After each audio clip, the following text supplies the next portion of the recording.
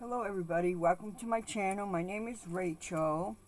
Today we are doing Little Women chapter 14, Secrets. I hope everybody is doing well. Today it's pretty hot. It's been hot. It's been very hot up here in my craft room, so it's hard to get a video going. But here we go. Enjoy. Joe was very busy in the garret, for the October days began to grow chilly, and the afternoons were short.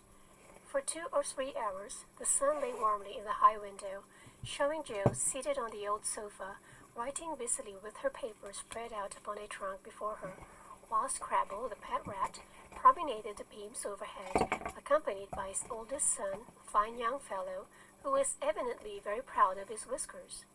Quite absorbed in her work, Jo scribbled away till the last page was filled, when she signed her name with a flourish and threw down her pen, exclaiming, "There! I've done my best.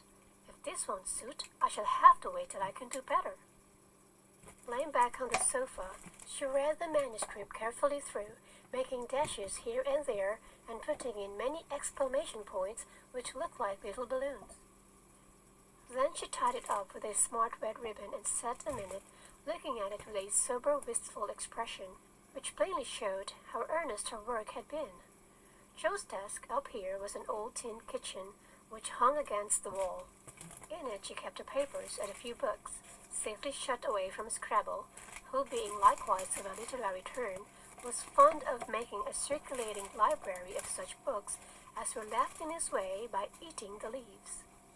From this tin receptacle Jo produced another manuscript, and putting both in her pocket, crept quietly downstairs, leaving her friends to nibble on her pens and taste her ink. She put on her hat and jacket as noiselessly as possible, and, going to the back entry window, got out upon the roof of a low porch, swung herself down to the grassy bank, and took a roundabout way to the road. Once there, she composed herself, hailed a passing omnibus, and rolled away to town, looking very merry and mysterious. If anyone had been watching her, he would have thought her movements decidedly peculiar, for on alighting, she went off at a great pace till she reached a certain number in a certain busy street. Having found the place with some difficulty, she went into the doorway, looked up the dirty stairs, and after standing stock still a minute, suddenly dived into the street and walked away as rapidly as she came.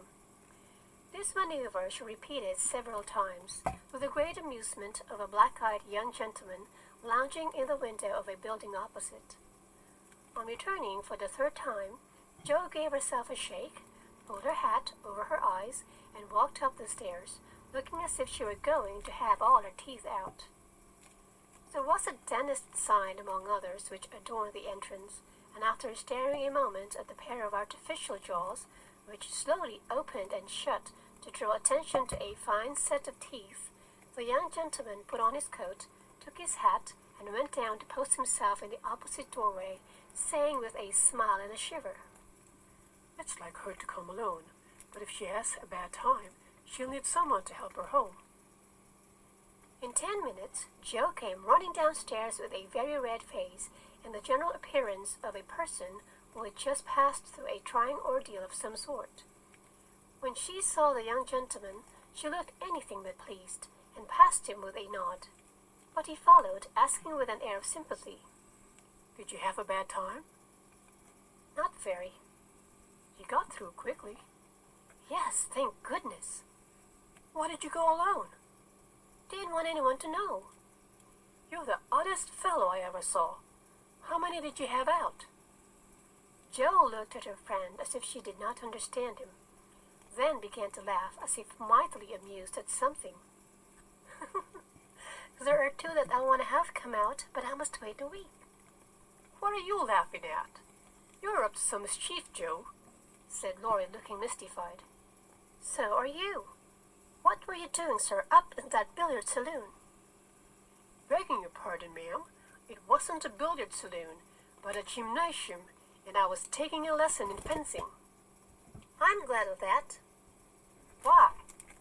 "You can teach me, and then when we play Hamlet, you can be Laertes, and we'll make a fine thing of the fencing scene."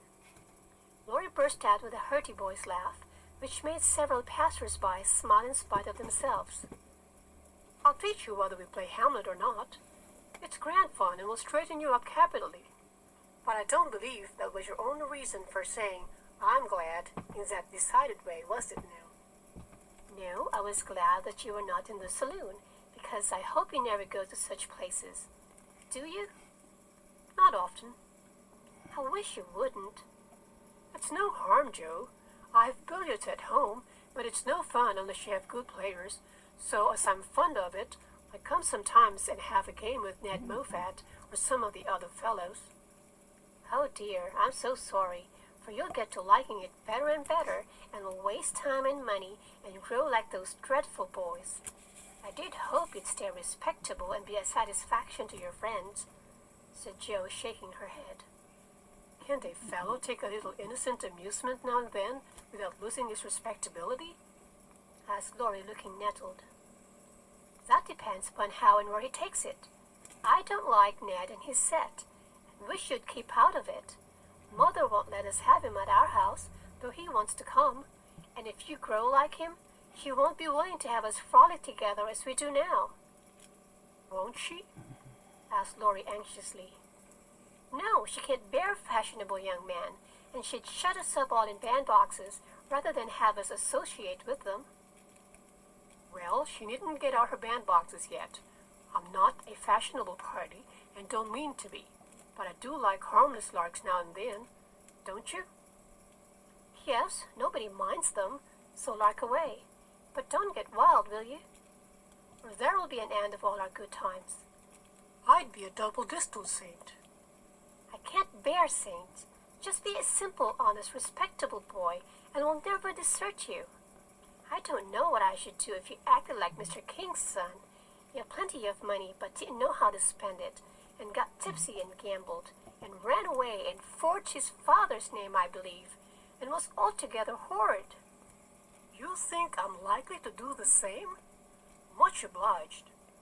"No, I don't. Oh, dear, no. But I hear people talking about money being such a temptation, and I sometimes wish you were poor.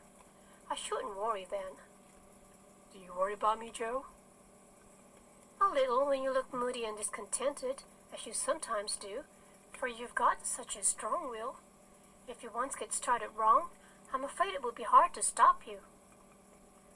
Laurie walked in silence a few minutes, and Joe watched him, wishing she had held her tongue, for his eyes looked angry, though his lips smiled as if at her warnings. "Are you going to deliver lectures all the way home?" he asked presently. "Of course not. Why?" "Because if you are, I'll take a bus. If you're not, I'd like to walk with you and tell you something very interesting." "I won't preach any more, and I'd like to hear the news immensely." "Very well then, come on." "It's a secret, and if I tell you, you must tell me yours." "I haven't got any," began Joe, but stopped suddenly, remembering that she had. "You know you have. You can't hide anything, so up and fast, or I won't tell," cried Laurie. "Is your secret a nice one?" "Oh, isn't it? All about people you know, and such fun. You ought to hear it, and I've been aching to tell it this long time. Come, you begin." "You'll not say anything about it at home, will you?" "Not a word." "And you won't tease me in private?" "I never tease." "Yes, you do. You get everything you want out of people. I don't know how you do it, but you're a born wheedler." "Thank you. Far away." "Well, I've left 2 stories with a newspaper man, and he's to give his answer next week," whispered Joe in her confident's ear. "Hurrah for Miss March, the celebrated American authoress!" cried Laurie, throwing up his hat and catching it again, to the great delight of 2 ducks, 4 cats, 5 hens, and half a dozen Irish children, for they were out of the city now. "Hush! It won't come to anything, I dare say, but I couldn't rest till I had tried, and I said nothing about it because I didn't want anyone else to be disappointed." "It won't fail. Why, Joe, your stories are works of Shakespeare compared to half the rubbish that is published every day. Would it be fun to see them in print, and shouldn't we feel proud of our authoress?" Joe's eyes sparkled, for it is always pleasant to be believed in, and a friend's praise is always sweeter than a dozen newspaper puffs. Where's your secret? Play fair, Teddy, or I'll never believe you again, she said, trying to extinguish the brilliant hopes that blazed up at a word of encouragement. I may get into a scrape for telling, but I didn't promise not to, so I will, for I never feel easy in my mind till I've told you any plummy bit of news I get. I know where Meg's glove is. Is that all?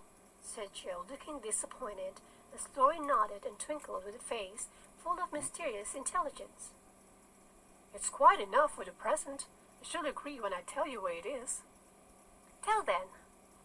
Laurie bent and whispered 3 words in Joe's ear, which produced a comical change.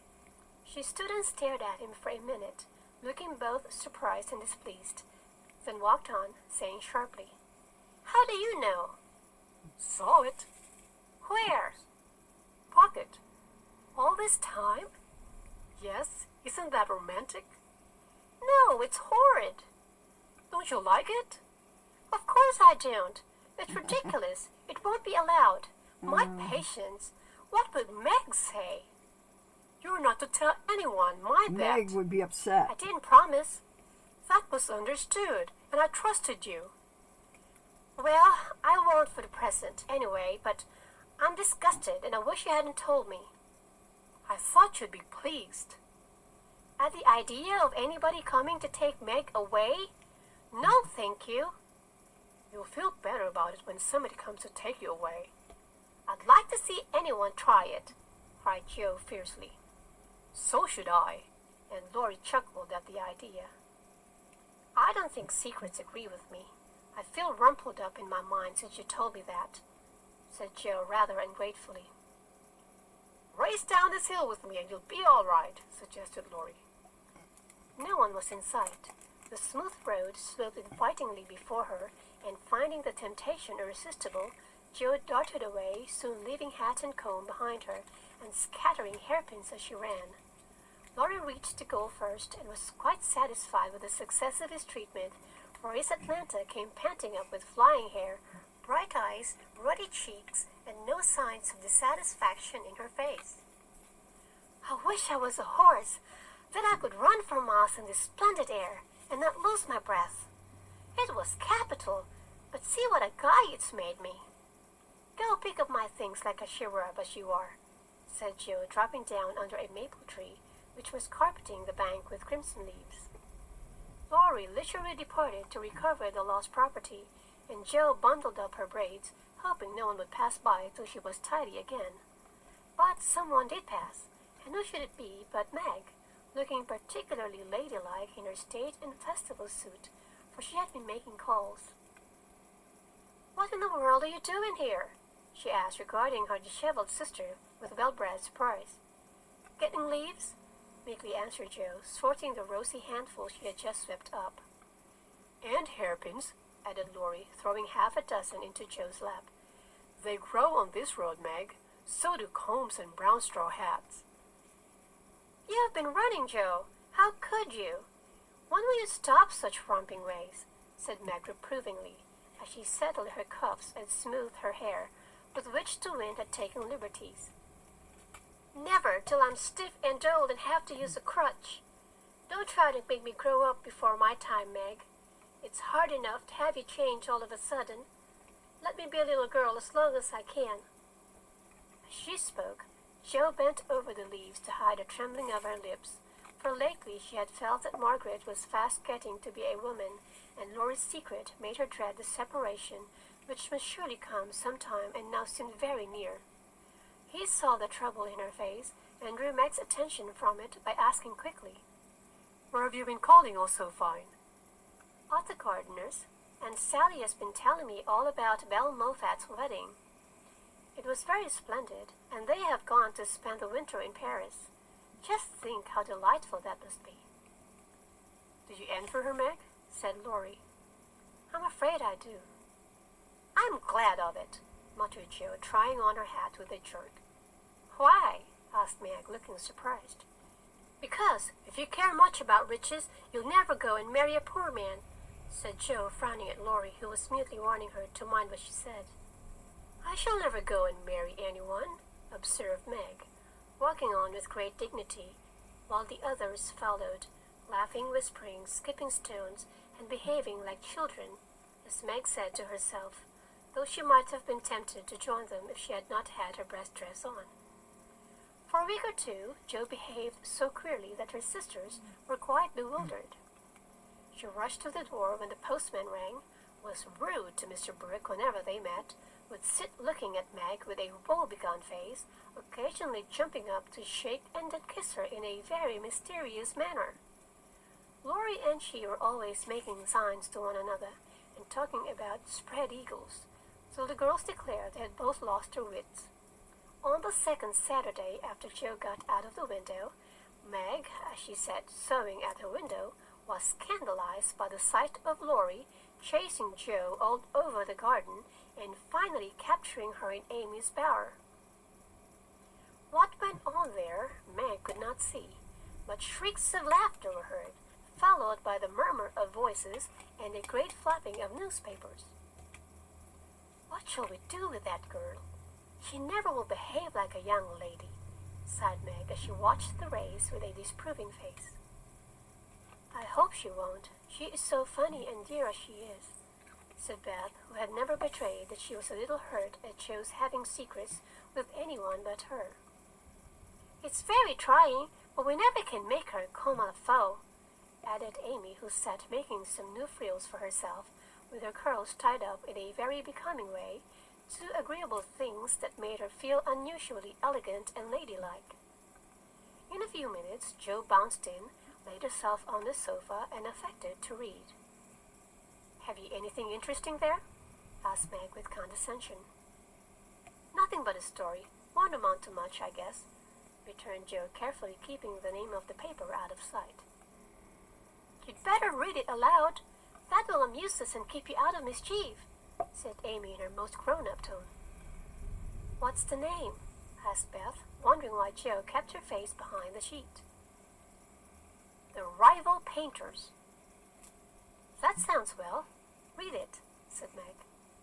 With a loud hem and a long breath, Jo began to read very fast.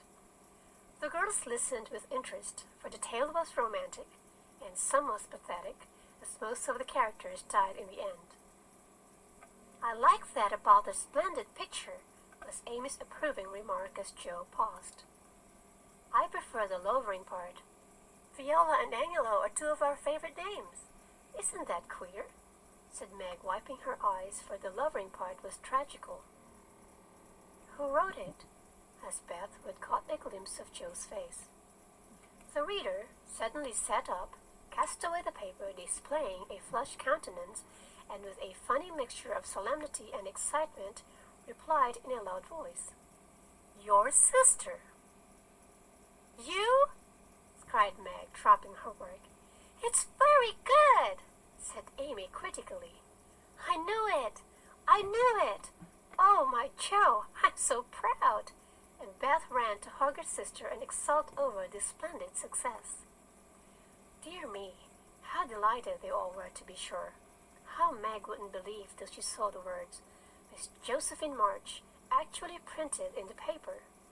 How graciously Amy criticized the artistic parts of the story and offered hints for a sequel which unfortunately couldn't be carried out, as the hero and heroine were dead. How Beth got excited and skipped and sang with joy. How Hannah came in to exclaim, Sakes alive! Well, I never! In great astonishment at that Jo's doings. How proud Mrs. March was when she knew it. How Jo laughed, with tears in her eyes, as she declared she might as well be a peacock and done with it, and how the spread eagle might be said to flap his wings triumphantly over the house of March as the paper passed from hand to hand. Tell us about it. When did it come? How much did you get for it? What will Father say? Won't Laurie laugh? Cried the family, all in one breath, as they clustered about Jo, for these foolish, affectionate people made a jubilee of every little household joy. Stop jabbering, girls, and I'll tell you everything, said Jo, wondering if Miss Burney felt any grander over her Evelina than she did over her rival painters. Having told how she disposed of her tales, Jo added, "And when I went to get my answer, the man said he liked them both, but didn't pay beginners. Only let them print in his paper and notice the stories. It was good practice, he said, and when the beginners improved, anyone would pay. So I let him have the 2 stories, and today this was sent to me, and Laurie caught me with it and insisted on seeing it, so I let him. And he said it was good, and I shall write more, and it's going to get the next paid for, and I'm so happy, for in time I may be able to support myself and help the girls."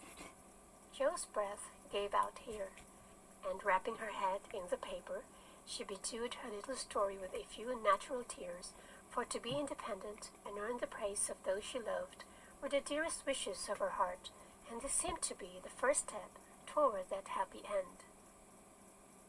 End of chapter 14. I hope everybody is enjoying the book. I also wanted to take a minute to talk about the back pen. I'm enjoying using it. I love it. I don't have to stop to put the wax in. I can keep going. So, I mean, I recommend it. The only thing is, if you don't like the hose, if you don't like that, you won't like using it. But it doesn't get in my way. I hold it sometimes, and I'm okay with it. And what else? I think that's it. And it's hot here, and I hope everybody is doing well. And the weather is crazy, isn't it? Here it's like 80 and 90. It's horrible. But thank you guys for joining me. If you like my content, please subscribe, share, and like. And I'll see you for chapter 15 next time. Thank you guys.